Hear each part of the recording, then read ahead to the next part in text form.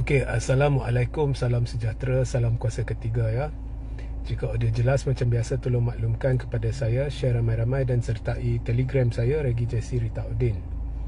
Baik, saya terbaca satu kenyataan yang dibuat oleh Zaid Ibrahim, di mana beliau berkata UMNO berpura-pura memperjuangkan Najib ya. So bila dia kata UMNO, so automatic is UMNO bawah Zaid lah. So berpura-pura untuk perjuangkan Najib. Kemudian saya masih ingat lagi Ong Kian Ming, tak silap saya, dalam rancangan Keluar Sekejap ada satu segmen yang tular di mana beliau berkata Zahid tidak mahu berpura-pura wayang kulit or something like that. Dia tidak mahu Najib bebas kerana Najib akan jadi ancaman or something like that lah kan. Awak rujuk Keluar Sekejap tu. Now semua ni saya sependapat, tetapi ada juga bagi saya ianya ada betul ada tidak betul lah. That's bagi saya ya. Saya tak suruh awak setuju dengan saya, tapi itu bagi saya ya. Sebenarnya Najib ini sudah jadi satu dilema besar. So saya untuk live ini saya akan cerita ringkas je. Mungkin satu live malam ni ke esok ke saya akan cerita lebih mendalam ya. Najib ni sudah jadi satu dilema besar. Akhirnya untuk mencapai matlamat, Najib mesti kena cari jalan bawa keluar Najib. Bukan saya ya. Kalau saya Anwar atau saya Zahid, akhirnya memang kena fikir cara nak keluarkan Najib awal. Nah, saya secara peribadi saya jangka campur tolak bahagi semua kan. Dalam 5 tahun lah Najib akan bebas. Selepas kes 1MDB dah selesai, Najib sudah dipenjarakan ke apa ke, kemudian akhirnya saya jangka akan dapat pengampunan, dia akan bebas lah. Cuma sama ada sekarang kita nak memikirkan dia akan bebas awal daripada itu ke tidak. Okey. Tapi kalau dia tidak dibebaskan awal daripada itu, apa implikasi dia, dan kalau dia dibebaskan hanya 5 tahun selepas sekarang, apa implikasinya kepada UMNO dan Anwar? Ini saya akan bincang secara ringkas. Sekarang ni berdasarkan live-live saya yang lepas, anda boleh rujuk. Kemudian malam ni saya akan buat satu yang lebih lanjut untuk bincang secara terperinci. Tapi kalau anda rujuk kepada live-live saya yang lepas, Anwar saya lihat menghala ke arah ya, memperkasakan hubungan Pakatan Harapan dan Barisan Nasional ke arah mewujudkan satu pergabungan sahaja, tidak ada dua ya, satu sahaja, di mana ianya didominasi oleh PKR dan UMNO. Dan saya percaya, saya tidak tahu of course, saya percaya misi akhirnya ialah UMNO dengan PKR jadi satu. Okey, sebab PKR ni sebenarnya asalnya DNA dia dari UMNO. Walaupun dia ada perwakilan China, India ya, tapi DNA dia UMNO. Atau bawa UMNO masuk, dia semua duduk dalam satu pergabungan, tak ada Pakatan Harapan, tak ada Barisan Nasional, tetapi nama baru ya. Saya lihat itu misi dia, supaya boleh kurangkan pergantungan kepada China. Walaupun China dah maksimal, kita lihat daripada PRU 13 hingga PRU 15, prestasi PH menurun, walaupun sokongan China meningkat dan kini berada maksimal 95%. Jadi maknanya kebergantungan kepada China semata-mata tidak menjamin Pakatan Harapan akan sentiasa naik, kerana sokongan Melayu terhadap PH dan UMNO makin berkurang dari tahun ke tahun secara semula jadi. Okey, ini bukan faktor Anwar ke faktor Zaid, ia menurun dari tahun ke tahun. Dia mengalir ke arah Perikatan Nasional. Tetapi kini saya kira dah agak stabil ya. Maknanya yang tinggal dengan Pakatan Harapan ni penyokong tegar Melayu dalam sekitar 20 hingga 22%, dan ya, penyokong tegar Pakatan dan Barisan, dan Perikatan pun dah sampai maksimal.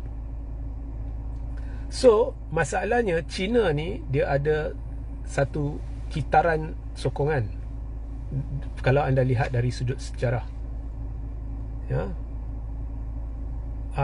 Kitaran sokongan ni dia boleh mula melihat arah lain setiap 20 tahun. Dia boleh mula lihat arah lain. Sekarang ni, semenjak berlaku tsunami China yang pertama pada 2008, sekarang ni dah 2024, dah 16 tahun. Maknanya PRU depan dah genap 20 tahun. China dah tsunami China yang lepas. Dalam 20 tahun, kalau anda fikir sejarah China, awak lihat sejarah China boleh melihat ke arah lain, dan kita sudah lihat tanda-tandanya apabila ramai sudah mula tolak PH. Di Sungai Bakap kita lihat, di mahkota kita lihat boikot besar-besaran sampai 50%. So bila boikot begitu besar, kita tak boleh katakan mereka rasa tak puas hati isu tertentu ke apa. Dalam 50% tu ada satu jaluran China yang sudah tolak PH. So benda tu sudah bermula. Maknanya kita sudah ada China atas pagar. Itu saya percaya. So bacaan Anwar dengan Zahid, sebab itu saya kata dari sudut strategi ni, you have to give it to them lah. Kena tabik sikit lah. Saya rasa benda ni dah nampak dah. Okay. So of course ada faktor ya, Anwar mungkiri janji. Itu terang lagi bersuluh. Banyak janji, dan terang lagi bersuluh dia menipu pada selama ni bahawa dia akan lakukan ni, dia akan lakukan itu. Akhirnya dia buat yang sebaliknya. Sebab itu orang kata cakap tak serupa bikin or whatever. So itu semua lepas, tapi itu mungkin memainkan peranan. Tetapi dari sudut semula jadi pun memang benda ni akan berlaku. So untuk mengurangkan kebergantungan kepada China, maka kahwinlah dengan UMNO. Walaupun UMNO sokongan Melayu dia sedikit, tapi sedikit campur sedikit dengan PKR tu, dapatlah yang bukan dengan Perikatan Nasional, antara 20 hingga 22% Melayu tu dapatlah. Ya. So ini akan meningkatkan kekuatan PH dan mengurangkan kebergantungan kepada satu kaum. Manakala UMNO pula, dia dapat lebih banyak manfaat. Dia dapat manfaat daripada sokongan Melayu Pakatan Harapan dan juga sokongan Cina Pakatan Harapan. Ini berlaku buat kali pertama di mahkota. Ya, ini berlaku buat kali pertama di mahkota apabila benteng pemisah antara pengundi tradisi masing-masing dipecahkan dengan strategi menggunakan jentera perpaduan, di mana MCA berkempen bersama DAP sehingga orang Cina terujar dan sanggup sokong calon UMNO. So UMNO pun sudah mula kurangkan kebergantungan kepada orang Melayu semata-mata. So dengan cara itu, PH dengan Barisan Nasional secara totalnya mereka boleh kekalkan kedudukan kerusi lebih kurang. Kalau jatuh pun jatuh 2-3 kerusi, kalau naik pun naik 2-3 kerusi, tapi lebih kurang dia boleh maintain. Ya. Okey, kalau nak lebih mendalam bagaimana dia boleh maintain, senang je. UMNO boleh menang lebih banyak kerusi yang dulu dia kalah tipis.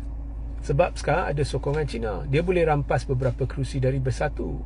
Tidak mustahil. Ya? MCA boleh dapat beberapa kerusi.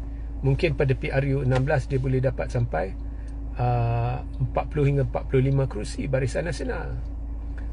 PH akan turunlah. Sebab kalau China boikot di kerusi-kerusi tertentu, dia boleh turun.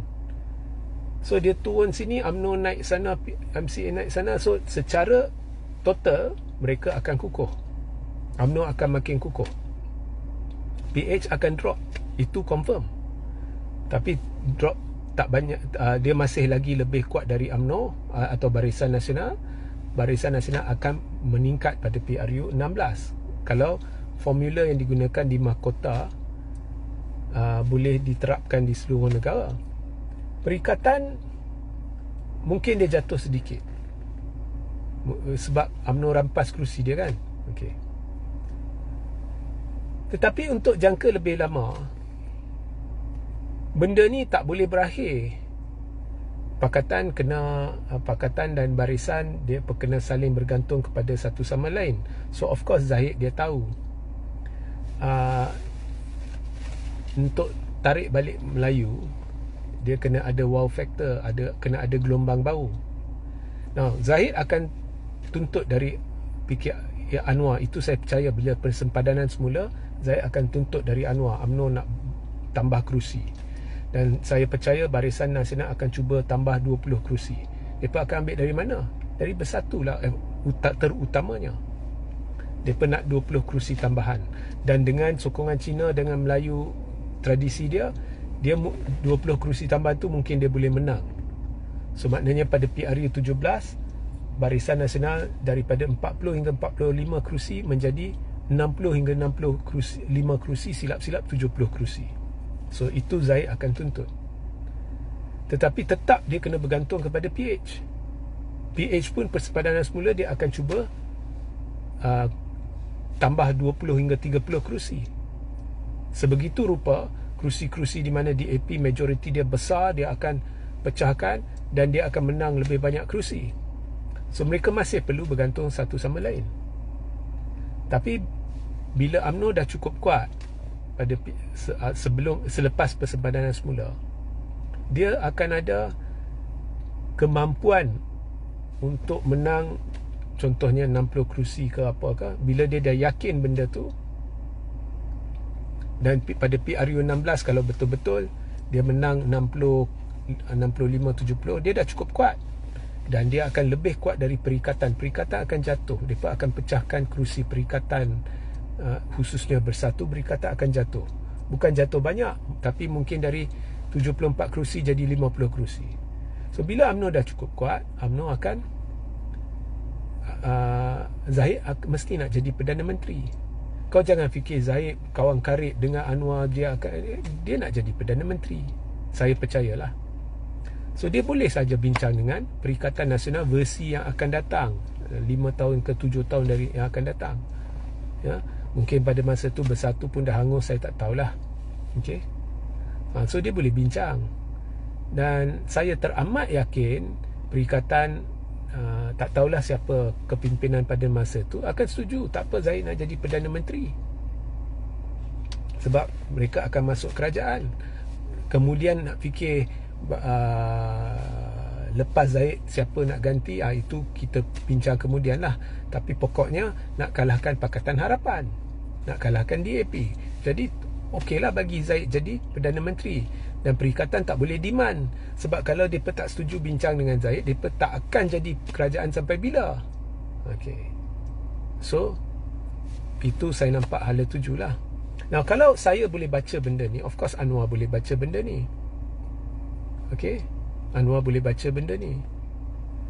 So kalau saya Anwar, saya akan impikan Najib keluar secepat mungkin. Sebab bila Najib keluar secepat mungkin, Najib akan wujudkan, bukan secara sengaja tetapi secara semula, jadi satu gelombang bosku. Dan desakan dalam UMNO agar Najib ganti Zahid akan menjadi luar biasa. Zahid akan ditekan, dan Zahid tidak boleh lawan tekanan itu. Malah orang-orang di sekeliling dia majoritinya orang Najib. Zahid sebenarnya berkuasa atas Ehsan, Puan Zarkashi, Azalina dan sebagainya. Dia benar-benar bukan berkuasa dalam MKP. Itu masalahnya bila kau cuba pegang satu parti di mana awak tahu majoriti dalam parti itu tak suka kamu, tapi awak pegang, awak buang semua yang tak suka kamu, Anwar Musa lah, semua awak buang, dan awak kekalkan beberapa orang yang setuju untuk sokong kamu. Jadi awak amat bergantung kepada kumpulan kecil tu. Tak apalah kalau kumpulan kecil tu semuanya jenis yang boleh mati untuk awak, tapi itu bukan hakikatnya. Mereka ni sekadar sokong Zahid, tetapi mereka bukannya jenis taksub Zahid.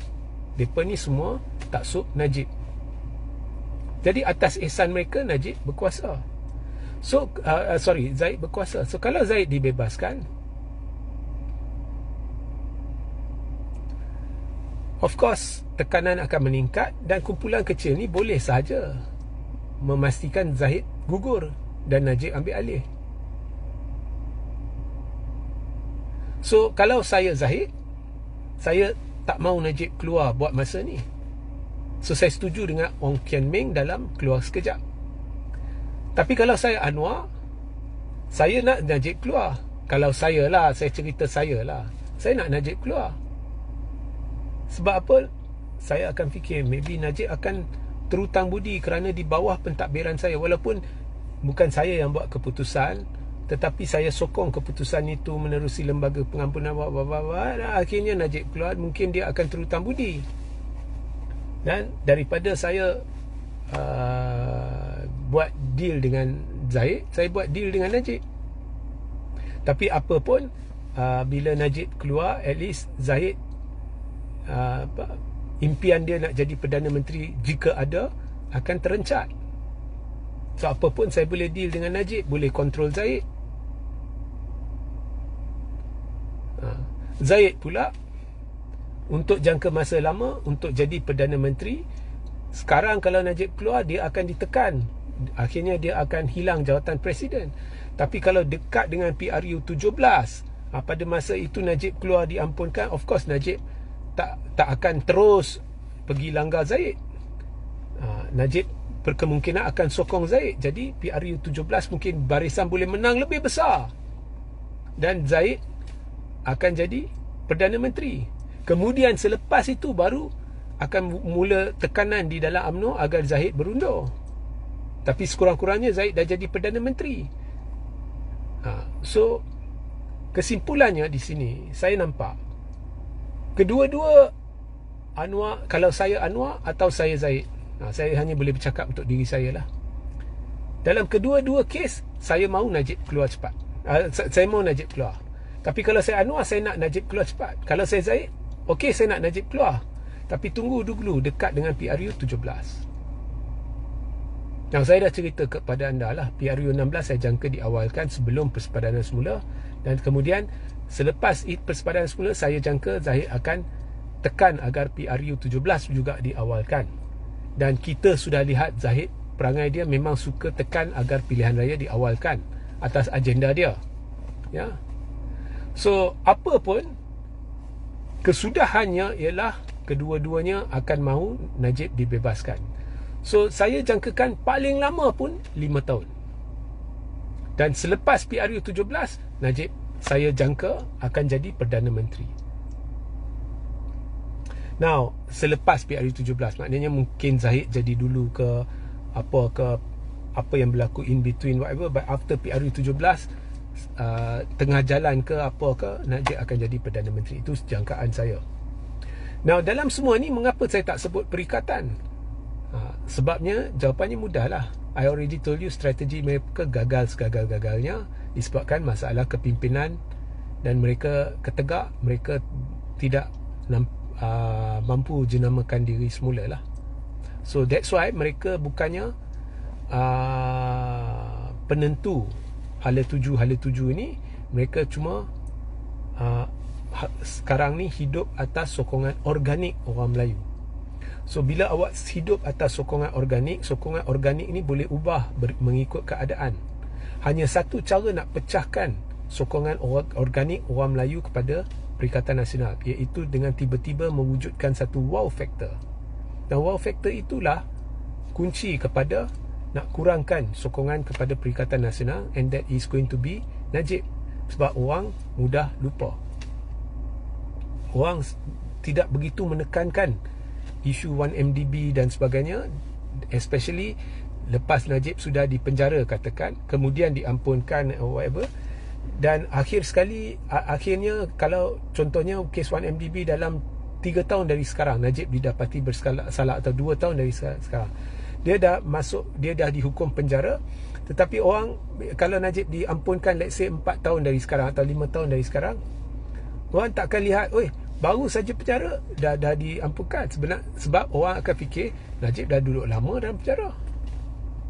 So anyway, orang akan lupa, dan gelombang bosku akan mengetuk sedikit Perikatan Nasional. So saya jangka Perikatan akan kalau Najib dibebaskan, dia akan jatuh kepada 40 hingga 50 kerusi, barisan akan bertambah kuat, dan akhirnya Najib akan jadi Perdana Menteri. This is all due to failure of kepimpinan Perikatan Nasional dan strategi mereka, dan saya dah give up dah. Saya nak nasihat dan sebagainya. So cuma kalau saya Anwar, itulah saya berpendapat dia akan lihat ke arah situ. Dan Anwar menghadapi satu dilema juga. Kalau saya Anwar, saya akan menghadapi satu dilema juga. Sebab DAP mati-mati tak mahu Najib dibebaskan. Sebab apa? Sebab of course kalau saya boleh nampak semua kemungkinan ini, DAP boleh nampak. Ya. So pendek katalah, DAP ni takkan berkuasa lama. Ini dah jadi kemuncak dia. Dan lambat laun juga, mungkin cepat, antara cepat dengan lambat, ianya akan berakhir. Ya. Okay. Now, malam ni kita bincang reset Malaysia. Ya. Di mana saya babak reset tu saya bukannya pro pakatan, pro perikatan. I'm in the center. Satu formula yang akan menyelamatkan negara. Ini untuk semua, untuk Anwar, untuk Zahid, untuk semua. Dan ada soalan-soalan yang ditanya, so justru saya akan beri perincian lanjut. Ya. Okey, sehingga kita berjumpa di lain nanti. Assalamualaikum, salam sejahtera, salam kuasa ketiga.